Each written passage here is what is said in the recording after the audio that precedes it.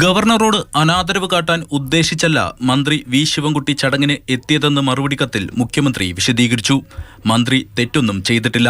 രാജ്ഭവനിലെ ഔദ്യോഗിക പരിപാടികളിൽ ദേശീയ ചിഹ്നവും പതാകയും മാത്രമേ ഉപയോഗിക്കാനാകൂ. ഇനിയും അതേ പാടുള്ളൂ. ഭരണഘടനയിൽ തൊട്ട് സത്യപ്രതിജ്ഞ ചെയ്ത മന്ത്രിക്ക് അങ്ങനെ പെരുമാറാൻ കഴിയുമെന്ന് മുഖ്യമന്ത്രി വ്യക്തമാക്കി.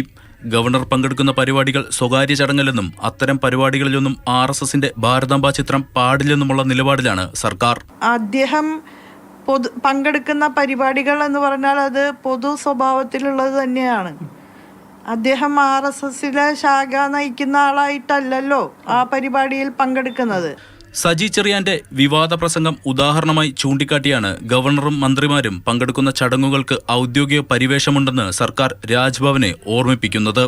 നമ്മുടെ ഒരു മന്ത്രി പ്രസംഗിച്ചപ്പോൾ അതൊരു സ്വകാര്യ പരിപാടിയിൽ പാർട്ടിയുടെ ഇൻഡോർ പരിപാടിയിൽ സംസാരിച്ചത് വീഡിയോ പുറത്തു വന്നാണല്ലോ. അതിനേക്കാൾ എത്രയോ വലിയ പ്രിവിലേജ് കിട്ടുന്നവരും കോൺസ്റ്റിറ്റ്യൂഷണൽ ഹെഡ് എന്ന നിലയിലുള്ള പ്രൊട്ടക്ഷൻ കിട്ടുന്നവരുമാണ് ഗവർണർ പോലെയുള്ള പദവികളിലിരിക്കുന്നവർ.